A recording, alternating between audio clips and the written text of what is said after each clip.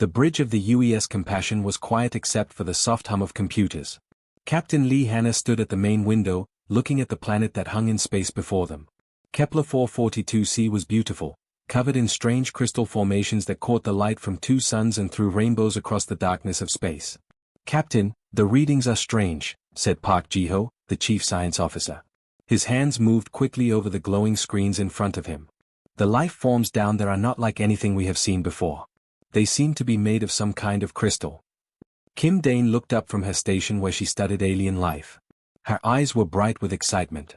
"Captain, they talk to each other with sound. Musical sounds. It is like they sing to communicate." Hannah touched the small metal pin on her uniform. It showed the symbol of the Terran Accord, the promise that humanity would always try to understand other species instead of fighting them. For 300 years, humans had kept this promise. Every time they met aliens, they chose friendship over war.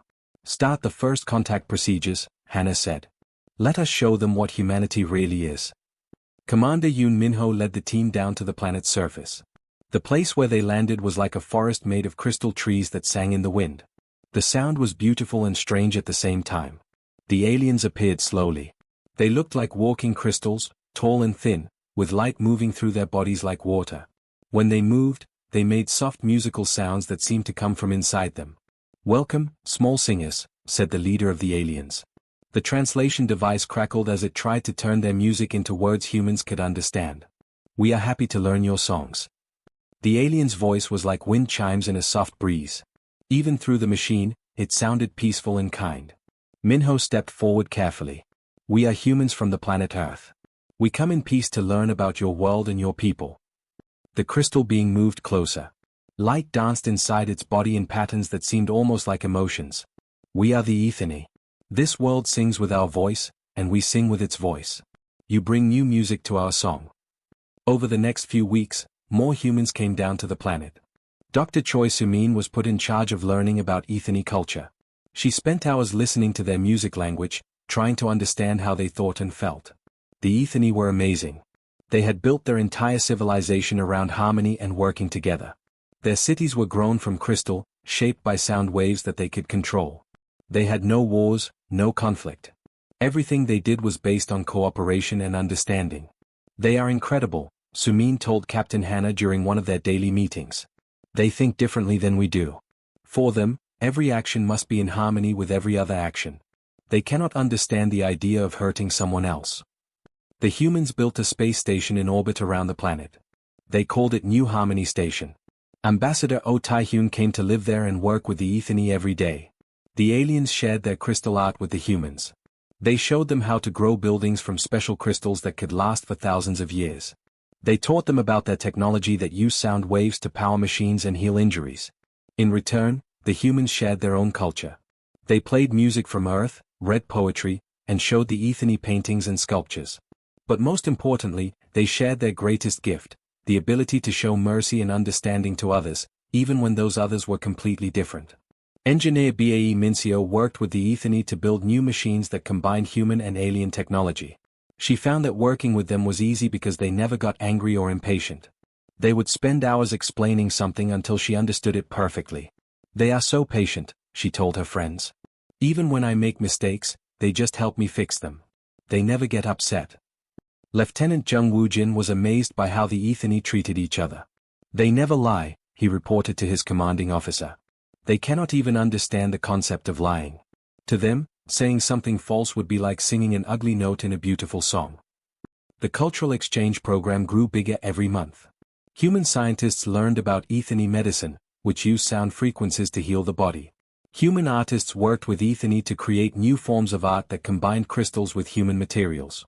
The Ethany learned about human emotions, about love and friendship and hope. They were fascinated by human stories about heroes and adventures. They would listen for hours to tales about humans helping each other and overcoming difficulties. "Your species has great capacity for growth," the lead Ethany told Ambassador Tae-hyun one day. "You change and adapt in ways we find most interesting." 3 years passed peacefully. New Harmony Station became a symbol of everything good about human exploration of space. It proved that different species could work together and learn from each other. Captain Hannah often stood on the bridge of the Compassion, watching the crystal cities of the planet below. The Ethany had even taught some humans how to make small crystal structures that sang in harmony with the wind. "This is what we were meant to do," she told Park Ji-ho one evening as they watched the sunset through the rainbow crystals on the planet's surface. "This is why we travel to the stars, not to conquer, but to learn and grow together." The friendship between humans and Ethany seemed perfect. Both species had found something valuable in the other. The humans had found a people who could teach them about peace and harmony. The Ethany had found a species that could show them new ways of thinking and feeling. None of them knew that the Ethany had been learning much more than anyone realized. The Festival of Convergence was meant to be the greatest celebration in 3 years of friendship between humans and Ethany. Ambassador Oh Tae-hyun stood in the center of New Harmony Station's main plaza, watching as hundreds of humans and crystal beings gathered together for the special ceremony. The Ethany had spent weeks preparing for this day. Their leader, a tall crystal being whose body sparkled with blue and silver light, stood at the center of the plaza. Around him, dozens of other Ethany formed circles, their crystal bodies beginning to glow brighter as they prepared to sing. "Today we celebrate the joining of our songs," the Ethany leader announced through the translation device. "Human music and Ethany harmony will become one beautiful sound." Engineer Bae Minseo stood near the front of the crowd, excited to hear the special music the Ethany had promised. She had worked closely with them for months and had grown to love their gentle singing. Dr. Choi Sumin stood beside her, holding a recording device to capture the historic moment. The Ethany began to sing. At first, the sound was like nothing the humans had ever heard before. It was more beautiful than their usual harmonics, deeper and more complex. The crystal beings' bodies pulsed with different colors as they sang, creating patterns of light that danced through the air. Minseo felt the music wash over her like warm water. It seemed to touch something deep inside her mind, something she had never felt before. The sound made her feel peaceful and happy in a way that was almost overwhelming. "It's incredible," whispered Sumin, but her voice sounded strange and distant.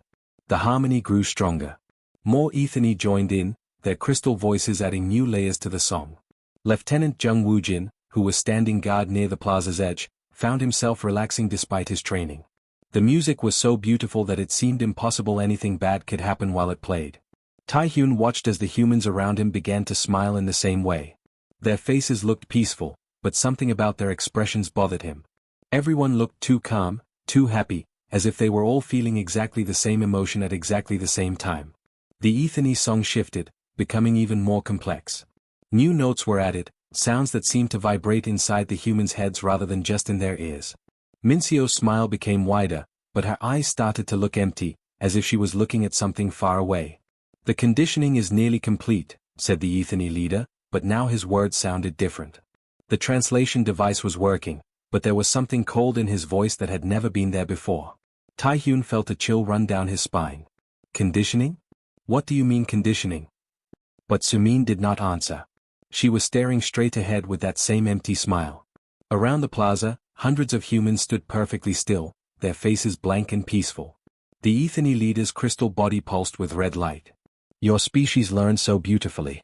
For 3 years, we have taught your minds to listen to our songs. Every conversation, every shared moment, every act of friendship has been preparation for this day."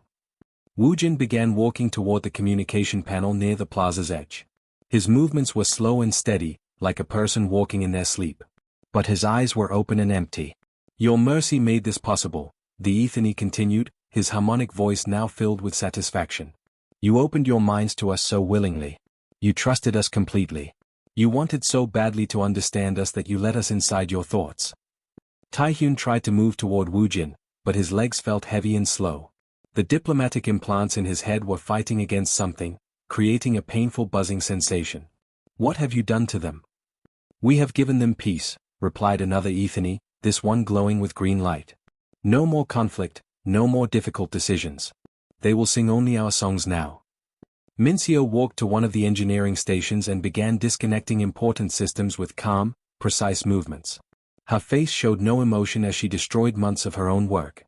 Sumin activated her recording device, but instead of recording the ceremony, she began deleting all the cultural data the humans had collected about the Ethany.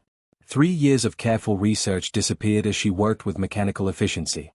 "Captain Lee, this is Ambassador Tae-hyun," he called into his communication device, fighting against the growing pressure in his head. "Emergency on New Harmony Station. The Ethany have done something to our people. They are not in control of themselves." Captain Lee's voice crackled through the device. Ambassador, we are reading strange neural activity from the station. What is your status? But before Tai-Hyun could answer, Woojin reached the main communication array and began pulling out cables with his bare hands. The connection to the compassion went dead. The Ethany leader moved closer to Tai-Hyun, his crystal body now pulsing with colors that hurt to look at directly. Your diplomatic protection makes you more difficult to control, but you will join them soon.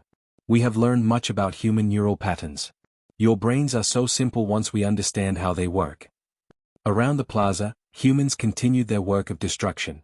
They dismantled security systems, deleted computer files, and disabled emergency beacons.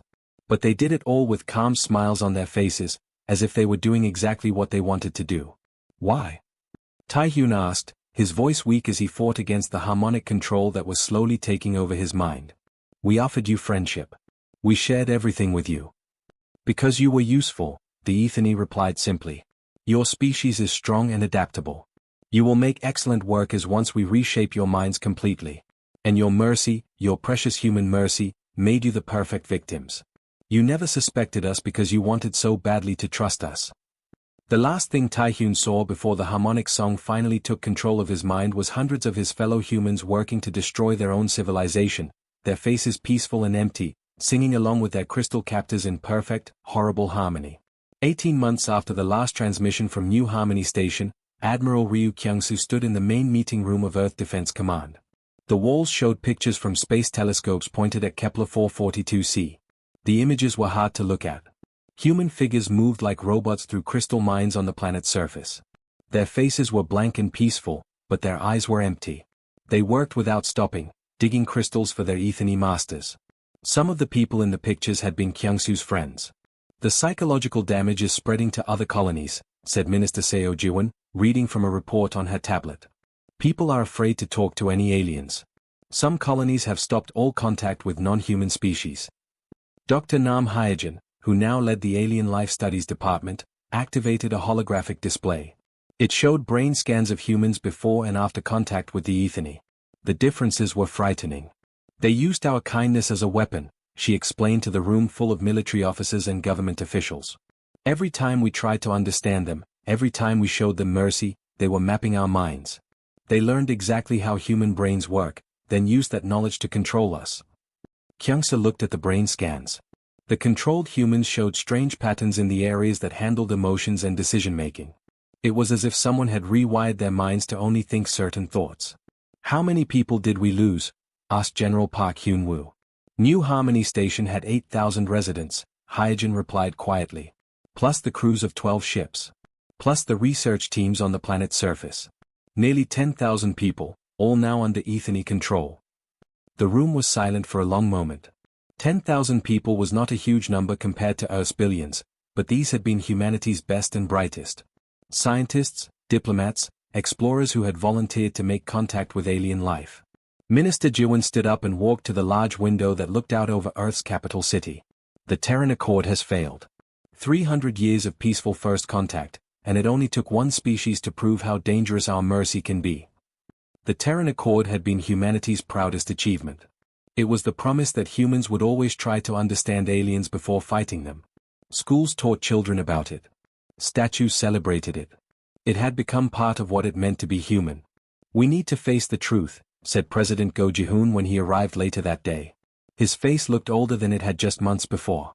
Our greatest strength became our greatest weakness. The Ethany turned our mercy into a trap. Dr. An Soyoung was one of the first scientists recruited for the new Department of Existential Security. Before the Ethany betrayal, her research on neural warfare had been purely theoretical. No one had ever thought humans would need weapons that attacked minds. We are developing countermeasures, she reported to Admiral Kyung-soo 6 months later. Brain shields that can block alien mental control. Neural immunity systems that prevent mind manipulation. But that is just the beginning. The new weapons were unlike anything humanity had ever created before. Soyoung's team designed viral agents that could rewrite how alien brains worked. They built machines that could change reality itself, making enemies see things that were not there. They created artificial intelligence systems that could find an enemy's fears and use them as weapons. These weapons are horrible, admitted Dr. Kim Dane, who had escaped from Kepler 442c in one of the last evacuation ships. But after what I saw there, after what the Ethani did to our people, I understand why we need them. The psychological changes went deeper than just new weapons. Throughout human space, the way people thought about aliens began to change. Colonies that had once welcomed alien visitors now turned them away. Trade agreements with non-human species were cancelled. Children were taught that being too trusting was dangerous. We are becoming something different, observed Dr. Cheon Young-soo, a philosopher who studied human society. For 3 centuries, mercy defined us. It was what made us proud to be human. Now we are learning to see mercy as weakness. The old Earth Defense Force had been designed to protect humanity while following the Terran Accords principles. Ships carried diplomats alongside soldiers. Weapons were built for defense, not conquest. First contact procedures focused on understanding and communication. The new human defense fleet was different. Admiral Kyung-soo oversaw the construction of ships designed purely for war. These vessels carried no diplomats, no cultural exchange equipment, no translation devices for peaceful communication. They were built to destroy enemies completely and quickly. Every alien species is a potential threat, became the new motto taught to recruits. Trust must be earned through strength, not given through mercy. Captain Han Sejin was among the first officers trained under the new system. She had lost her sister on New Harmony Station and volunteered immediately when the defense fleet began recruiting. The old way got my sister turned into a puppet, she told new recruits during training sessions. We offered the Ethani our friendship, our knowledge, our trust. They took our minds in return. That will never happen again. The changes were not just military. Human colonies began developing new cultures based on suspicion rather than openness. Children grew up learning to hide their emotions from strangers. Scientists studied aliens from a distance, never making direct contact. We are safer now, President Ji-hoon announced on the 5th anniversary of the New Harmony disaster. No alien trick will catch us unprepared again. We have learned that in a dangerous galaxy, mercy is a luxury we cannot afford. But as he spoke those words, looking out at Earth cities where no alien visitors were welcome anymore, some people wondered if the species they had saved was still worth saving. The stars that had once called to human explorers with promises of friendship and discovery now seemed cold and threatening. Humanity had learned to survive, but in learning that lesson, they had lost something that could never be replaced. 5 years after New Harmony Station fell silent, the human fleet returned to Kepler 442c. Fleet Admiral Park Hyun-woo stood on the bridge of the dreadnought inexorable, watching the crystal planet through windows that no longer showed wonder, only targets to destroy. The ships in his fleet were nothing like the old exploration vessels. These were weapons built for one purpose, to make sure no enemy could ever hurt humanity again. Their hulls were black metal covered in armor. Their weapons could crack planets. Their crews had trained for years to feel nothing when they killed. All ships report ready for the operation, announced Captain Lee Sungmin from the destroyer Final Answer. Sonic disruptor weapons are aimed at the planet. We are locked onto all Ethani harmonic frequencies. Hyun-woo nodded. The sonic disruptors were designed specifically to kill the crystal aliens. When the weapons fired, they would send sound waves through the planet that would shatter every Ethani body like broken glass. Begin the assault, he ordered. The attack started at dawn on the planet below. Colonel Yo Yoon-hai led the ground forces down in armored ships that landed like metal rain across the crystal cities. Her Marines moved through the alien settlements with cold efficiency, their faces hidden behind helmets that blocked all sound. The Ethani tried to use their harmonic control on the human soldiers, just as they had done 5 years before. But the sound waves that had once turned humans into puppets now hit mental shields as strong as steel walls. The Marines had been changed, their brains protected by technology that made alien mind control impossible. Contact ahead, reported Sergeant Kim Ji-won through the radio. His voice was flat and emotionless. Multiple Ethani detected. Some appeared to be juveniles. The squad moved forward and found a group of crystal beings huddled together in what might have been their version of a home. The smaller Ethani made high-pitched sounds that could have been fear or calls for help. In the old days, humans would have tried to communicate, to understand what the aliens were feeling. These humans saw only threats that needed to be eliminated. The sonic weapons fired with a sound like breaking glass multiplied 1,000 times. The Ethani bodies shattered instantly, their crystal forms turning to dust and scattered fragments. The smaller ones died as quickly as the larger ones. There was no difference between soldier and civilian, adult and child. All were equally dangerous in the minds of the human attackers. Dr. Choi Yuna, the fleet's alien life specialist, collected samples of the destroyed Ethani with scientific coldness. She had once studied aliens to understand them better. Now she studied them to find more efficient ways to kill them. Biological analysis confirms complete cellular breakdown, she reported to Colonel Yunhai. The sonic frequency weapons are 100% effective against their crystal-based physiology. The Marines moved deeper into the city. They found Ethany trying to hide in underground chambers, their crystal bodies dim with fear. Some of the aliens created harmonic sounds that might have been attempts to surrender or pleas for mercy. The humans ignored these sounds completely. Surrender required the recognition that the enemy was a living being capable of reason and emotion. The new human military had been trained to see aliens as objects to be destroyed, not people to be understood. Commander Won Jae-hyun led a team into the deepest parts of the crystal mines where they found the controlled humans. Ambassador Oh Tae-hyun was among them, still alive after 5 years but forever changed. When he saw the human soldiers, a flicker of recognition passed through his empty eyes. "Help," Tae-hyun whispered, his voice weak and broken. "Please help us." But the person who had once been a skilled diplomat was now just a shell. His mind had been so completely changed by years of Ethany control that he could barely remember his own name. The other controlled humans were the same, alive in body but dead in spirit. "Sir, what are your orders regarding the controlled personnel?" Jae-hyun asked Admiral Hyun-woo through the radio. The Admiral's response came quickly and without emotion. "Leave them. They are no longer human in any way that matters. Continue with the mission." Jae-hyun looked at the people who had once been his fellow humans. They stared back with eyes that showed they understood they were being abandoned, but they were too broken to feel anger or sadness about it. The systematic destruction of the Ethany continued for 3 days. The human forces moved through every crystal city, every underground chamber, every hidden place where the aliens might be hiding. When they found Ethany art or technology, they destroyed it. When they found Ethany historical records, they burned them. Nothing was left that could tell future generations that this species had ever existed. On the final day, the last group of Ethany gathered in their great crystal cathedral. They created one final harmony, a song that might have been their civilization's last prayer or their final attempt to reach the minds of their human destroyers. Captain Han Sejin, who led the final assault team, listened to the alien music for a moment. 5 years earlier, such sounds might have moved her to tears or at least to pause and consider what she was destroying. Now she felt nothing at all. "Deploy the dissolution charges," she ordered her soldiers. The chemicals dissolved the crystal cathedral and everything in it within minutes. The last Ethany song ended in silence that would never be broken again. When the operation was complete, Admiral Hyun-woo stood on his bridge looking down at a planet that was now empty of intelligent life. The crystal city still stood, but they no longer sang with harmonic voices. The mines were silent. The great cathedrals were pools of melted crystal. "Mission accomplished," he reported to Earth Command. "The Ethany threat has been permanently eliminated." As his fleet prepared to leave the dead world behind, Hyun-woo felt a satisfaction that was as cold as the space between stars. Humanity was safer now. No alien species would ever again be able to use human mercy as a weapon. But in gaining that safety, something essential had been lost forever. 10 years after Kepler 442c became a silent tomb world, Ambassador Kwon Minji stood at the observation window of the dreadnought Inevitable.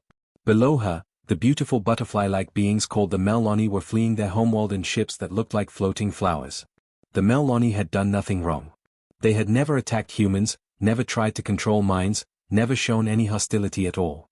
Their only mistake was living on a planet rich in rare minerals that humanity needed for building more warships. "Evacuation is complete," reported Captain Han Sejin, joining Minji at the window. A long scar ran across his face from a battle with pirates who had thought they could raid human colonies. Those pirates had learned, too late, what happened to anyone who threatened humanity now. No resistance was offered. "Of course not," Minji said quietly, watching the last Meloni refugee ships disappear into hyperspace. "They have heard the stories about what we do to species that resist." Behind them, Admiral Cheon Young-soo reviewed reports on his tablet. The numbers told the story of what humanity had become over the past decade. 4 to 7 alien species had encountered human forces. None had dared to fight back. Most fled their worlds before the first human ship even entered their star system. "The galaxy fears us," Young-soo said with satisfaction. "Word travels fast between alien civilizations. They know that fighting humans means complete destruction." The fear was well earned. After the Ethany, humanity had encountered the Zephyrians, a race of gas cloud beings who tried to use chemical mind control. The human response had been swift and total. Atmospheric processes turned their entire star system into poison that killed every Zephyrian in hours. The Karate had tried to use their advanced technology to negotiate from a position of strength. Human ships had turned their technology against them, rewriting their computer systems to turn their own weapons on themselves. The Nexari had attempted to hide from humanity in deep space. Human hunter-killer ships had tracked them down across half the galaxy and eliminated them so thoroughly that other species were not even sure the Nexari had ever existed. Status report from the outer colonies. Minji asked. All secure, Youngsu replied. Colony ships report finding 3 new worlds suitable for human habitation. The local species evacuated before our scouts even made contact. Minji nodded. This was how first contact worked now. Human ships appeared in a star system. Local aliens detected them and immediately began broadcasting surrender signals. Most simply packed up their civilizations and left, abandoning their homeworlds to avoid the fate of the Ethany. Captain Lee Jiwon arrived on the bridge carrying the latest intelligence reports.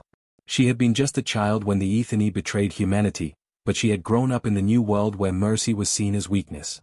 The Galactic Council is meeting again, she reported. 73 species discussing what they call the human problem. They want to form an alliance against us. Youngsa laughed, but it was not a sound with any humor in it. How many species has this council lost to us in the past year? 11, Jiwon replied. The council keeps getting smaller. The Galactic Council had once been an organization of hundreds of alien species working together for peace and cooperation. Now it was a frightened group of survivors trying to figure out how to survive in a galaxy where humans had become the ultimate predators. Some species had tried to appease humanity by offering tribute. They sent ships loaded with resources to human colonies, hoping to buy safety. The humans took the resources and destroyed the species anyway, seeing the tributes as proof that the aliens were planning something dangerous. Other species had tried to hide. They moved their civilizations to remote star systems, stopped all radio transmissions, and tried to become invisible. But human technology had advanced far beyond what it had been in the days of mercy. Scanner networks now covered most of the galaxy, and artificial intelligence systems could predict where fleeing aliens would try to hide. The Meloni left a message before they evacuated, Jiwon continued. They wanted us to know they mean no harm to humanity. Their intentions do not matter, Admiral Youngsa said. What matters is their capability. Any species advanced enough to build starships is advanced enough to threaten us eventually. This was the new logic that governed human expansion.